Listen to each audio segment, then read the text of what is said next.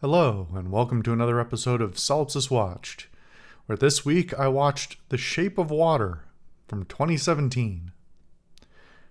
Now, I don't remember how much I've talked about my relationship with Guillermo del Toro's works on this show before, but it's worth recapping. I quite like Guillermo del Toro as a director. I don't love everything about what he does, but I think his standout talents are, they stand out among the industry in the current period, and I really enjoy seeing his works, even when they often include elements that I don't like so much. Del Toro is a very talented director and writer as well, and I just really tend to enjoy his works, and they stick with me for a long time. So I've actually been wanting to watch this for quite a while, but for a whole bunch of reasons, I haven't gotten around to it. Number one is probably that it got a lot of talk in pop culture around the time when it came out, because people were, I hesitate to say making fun of it, but at least not taking it that seriously, and saying everybody, the pop culture narrative was, ah ha ha, it's the one about the one where the woman has intimate relations with the fish man, haha. And even though it only really takes a moment to go, oh, that's probably not the narrative of the film, hearing that over and over again is annoying. As if you're trying to watch a film as uninfluenced as possible, which is usually my MO. I try and go into things without other people's interpretations or sort of mindset to them when I watch things. Having the echo of haha, it's the fish man, it's the fish man movie. It took a little while for that to wear off. And in the meantime, I sort of forgot about it a little bit, but it came up in conversation this week, and funny actually how this is not the first time this has happened, but watching two movies in 2 weeks in a row that have the same, one of the major actors be the same, in this case being Richard Jenkins, who plays a supporting role in this film. But it was a great time to watch it, I think, for a whole multitude of reasons that I'll get into. Like I mentioned, I quite like Del Toro. I think that, and I guess I'll get straight into the things about the production of the film, because that's really, that's his area. Del Toro's strengths to me are in his visual presentation and his subtextual writing. So I don't always love his directorial style. It varies over the years, and there are certainly movies that I like better and worse, and I think are more and less interesting cinematically. But one thing that I do love kind of universally throughout his films is his use of light and color. This is something that a lot of directors in general don't seem to take too much care for in the first place. They're just shooting a general vision of a scene, but to pay extra special attention, as Del Toro often does, to using non-natural lighting for a whole bunch of narrative reasons, and especially using very strong colored lighting that is a lot more reminiscent to me of theatrical lighting. We could get into a whole discussion about how theater lighting works and why some productions are really stand out in that respect and some are very subdued. But I like the severe choices, and I use that in a positive way, that Del Toro often makes with how he lights scenes, whether that means what he casts in light and shadow or the kind of color and direction of lighting that is used. So many frames of his films can be captured, and while they may not be outstanding often we talk about how cinematography and framing is one of the standout features of a good shot in a movie, but I would say Del Toro's strengths lie a little less in that, though he is very competent at that, and more in how he uses light to paint over his canvas, per se, to continue the painting metaphor. I think this movie really stands out in that regard. There are little bits and pieces of this movie that can be very muddy, and I think that is in some ways related to just post-production choices and probably thematic setting type of stuff, given the era that it's set in, and you couldn't make it as bright and sunny as some of his other films, and I understand why. But generally speaking, he has some very striking shots, and that also extends to how he uses color in costuming and location sets, because so much of this film is very strongly colored. There's a lot of walls that are painted unusually strong colors. There are a lot of outfits that are both used for their visual strikingness, but also for narrative reasons. The way the things that people wear and why they wear them and the way they wear them is all meaningful in the film, in sometimes subtle, sometimes not so subtle ways. And I think that all comes down to having really visually surprising, sometimes, shots that tell you a lot in a transition that has little other information, where language is not the method used to be telling you the story. It's very much about the visual. So as far as the general production quality, I think it's very, very strong. The music as well, it goes up and down a bit, I think, but I think the soundtrack is very, very well done, and conforms to sort of the style of the how do I put this?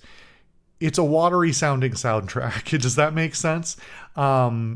There's a lot that's really nice that's going on in the music, and it just sets the tones very well. I appreciate that. As far as, I guess we'll talk about acting. The cast all around is fantastic. Everything's impeccable. Every performance is excellent. All of the leads do their jobs incredibly well. Sally Hawkins, I think I actually forgot how many awards this movie got. I think mostly most notably, because it's the biggest one, at the Oscars, where I don't know who won and who just got nominated, but most of the main cast got nominations for various things. And then I think it also, did it win Best Picture and Best Director? So yeah, it did very, very well. I forgot how well it did. So it definitely got its accolades for deserved things. Did it not win makeup? Or maybe that's one of the ones they cut for that year. The Oscars never mind, not going on that tangent. The Oscars are bad. We've talked about this before. Actors, really good. Great casting for a whole bunch of reasons. Michael Shannon is a fantastic casting for the sort of antagonist of the film in general. He has an incredibly recognizable, but also very generally strong jawline, to the point of being very exaggerated.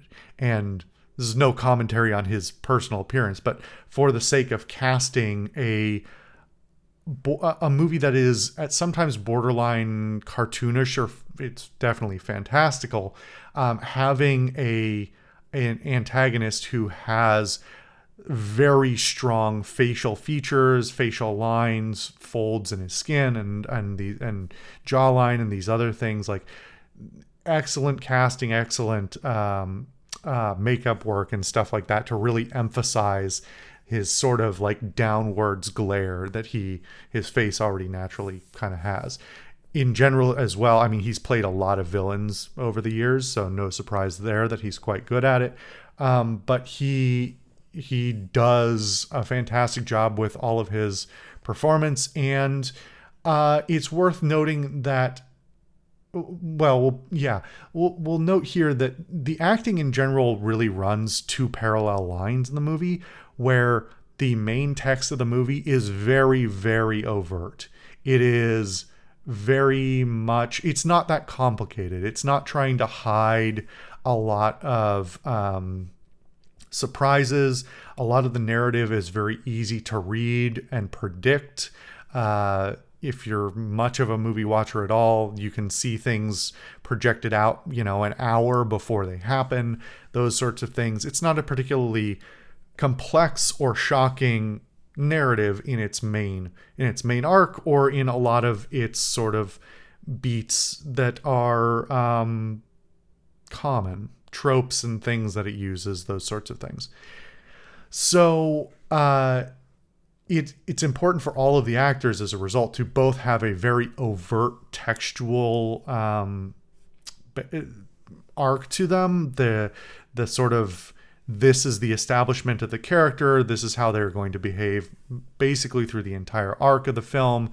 These are their core values. Those are all, thrown front and center very early and reinforced repeatedly throughout the film.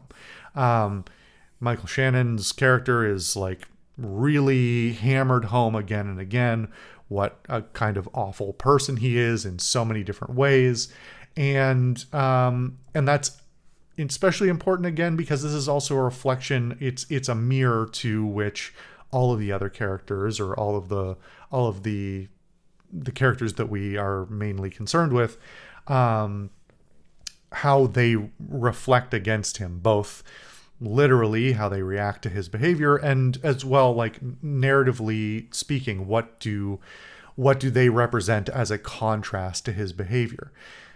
Sally Hawkins, playing the lead protagonist here, is the opposite in so many ways, and alongside Richard Jenkins and Octavia Spencer, they really build a fantastic sort of, I hesitate to say a trifecta. That's the word I was looking for, but that's the word I was going for, but it's a little too strong. They all play off each other in really strong ways to sort of reinforce each other's characters and the community that they have within each other. I'm not gonna spoil anything, even though, like, narratively speaking, this is not particularly complicated, and I could tell you the whole plot in 20 minutes and it would not really spoil anything for your true experience of the film. Did I say 20 minutes? I meant 20 seconds. I don't know what I said there. Anyway, so Sally Hawkins' character especially Sally Hawkins puts on an incredible performance playing a character who, a lot of this has been spoiled already. Sally Hawkins plays a mute woman who works as a cleaner, and that is a huge, and in the late 50s, early 60s, I think. I forget exactly when the Cuban Missile Crisis was, but that comes up in a narrative thing. It's not important. It's just, anyway, it's happening concurrent. And so being a woman who is disabled in some way and unmarried in the 50s or 60s is that tells you a lot about the character. Um, it tells you about a lot about the character and what the character is going to probably end up going through, or have already gone through and continue to go through, if we're more specific, because that's just unfortunately the nature of the way society was at the time. And that's not to say that's all gone away, but better now than it was then. But that is sort of where we get the core context for interpreting a lot of the rest of the film. And this is where I get into the point about how I don't know how much of it is for jokes and how much of it is legitimately this is how people interpret the film. But the jokes about, haha, the lady fucks the fish man is not funny. I mean, it's a little funny, but it's not funny once you get into the actual movie, because that's not the point at all. The point of the movie, really at its core, is about marginalization and misunderstanding, and the way that various characters are interpreted by the people that surround them, whether that means individuals or just the power structures and the pervasive culture of the time and place. There are other overt and covert elements of this that pop up all throughout the film. Obviously, I won't tell too many of them, but obviously there's Octavia Spencer, who as a black woman in that time would have been arguably even worse than Sally Hawkins, who might be Hispanic, but she has a Hispanic name, but passes for white enough that that's not really a plot point. The point here being that, like, there's a bunch of characters in here who, for various reasons, have been marginalized, misinterpreted, downtrodden in a variety of ways, and have had to put up through a lot. So when you encounter with this being a monster movie at a fundamental level, this gets into a lot of direct subtextual reading, and then even further, sort of, to me, cinematic reading historically. So we have a lot of these, sort of gotten on a tangent. I was talking about the actors. They're all really strong. Richard Jenkins, Octavia Spencer, really putting in great supporting performances. So about the subtext and the interpretations and all these things, this movie is not trying to, I say subtext, but it's really not that subtextual. I don't think you need to have that much comprehension of cinematic language to start reading into what the story is really about. That very overtly, Sally Hawkins' character's attraction, or at least interest, because attraction is really not even the right word, interest in he doesn't have a name. I don't know if they just call it the monster or like various other things. Her interest is initially just from like basic curiosity. Like, she seems like a character who's already very much, in some ways self-satisfied and on her own and willing to, and has her own interests. They've established very early that she is like, she's not just, lonely woman looking for love and finds Fishman, So it's really pretty clear that she senses some amount of immediate camaraderie with seeing somebody else or something else that is downtrodden and misunderstood. We see overt cases where she is mistreated and marginalized, both for being a woman and for being mute. And that reminds us that that's what she's probably been going through for her entire life in various ways and various levels. So the immediate camaraderie seems natural, to sense something or someone else that is undergoing a struggle and wanting to have a bond. And so that leads to all of the other direct subtextual interpretations about how all these other characters who she works alongside are marginalized by the powers that be in various other ways, whether it's their race, their sexuality, their political affiliation, their whatever else is happening for various characters, and why they're willing to cooperate with each other or be friends or whatever level that they operate on.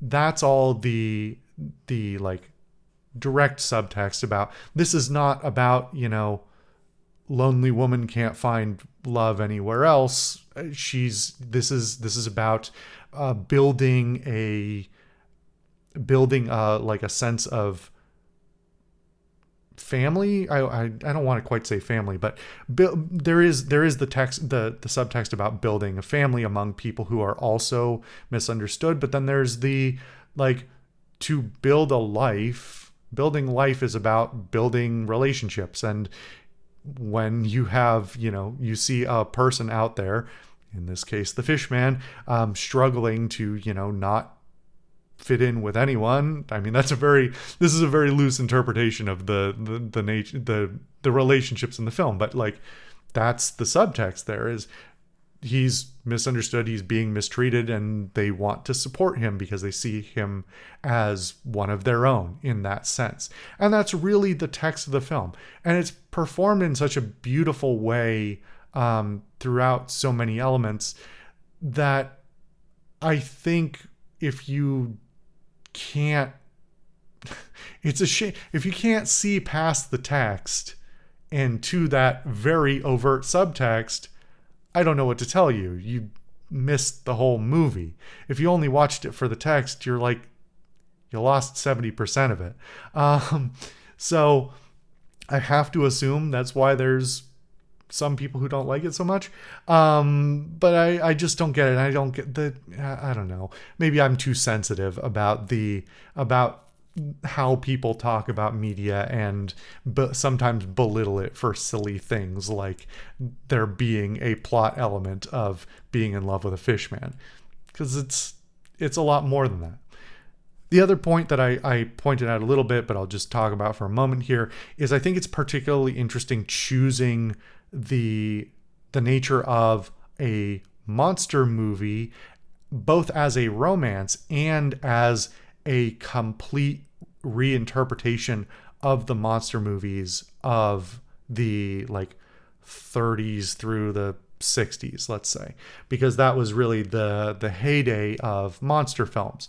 And the setting of this movie being set in the 50s, 60s is really points back, at least for me, from a like doing a literary interpretation, that's really points back to those early movies, because this is so much a reversal of the tropes and the intentions of the time. Whether it is, aliens from outer space or monsters from the swamp or vampires or wolfmen or whatever, all of those movies from the 30s through the 60s tend to be associated with various fears from various times. They're often associated with either political, social, racial sort of propaganda, for want of a better phrase, where so many of the movies from the 50s and 60s can be read as very overt allegory for fears over communism. And at the same time, and even earlier, monster movies are often associated with things, well, at least in the US, kaiju is a separate thing, and that's a whole thing with Guillermo del Toro as well. But not talking specifically about US made movies, and maybe Britain as well. Earlier movies often are a little bit less political and a little bit more about race relations. There's a lot of interpretation and a lot of literature that's been written on the nature of interpreting monster movies as fears over racial things for a variety of reasons. And some of that's very deliberate, and some of it is just like product of the minds of the time who couldn't see anything else. But I think that's what makes, in contrast, this so interesting, that rather than being a monster of an older film being a representation of manifested fears of common people, air quotes, the viewership, the primarily white, primarily well-to-do, or, middle class viewership at the time, and representing their fears and being interpreted that way. This is very much the contrast, where it is the embracing of the monster and the interpretation and the feeling of being the monster in a way, by people who are in marginalized positions for all of the aforementioned reasons. And how rather than being those older movies often being from the perspective of the dominant culture, this is from the perspective of the non-dominant culture, where the dominant culture is the the oppressor. It's the seeing from the other side. And I'm not going to say you can take those old movies and just flip them around and reinterpret them that way. They are very much written such that they're not reversible, is my point. But I like the idea of reversing the monster narrative on a literary level, because I can't really think of anything else. Nothing else comes to mind that I've seen do that. It's not like monster movies are gone, and in fact, over the last 20 years, we've seen a massive resurgence in them.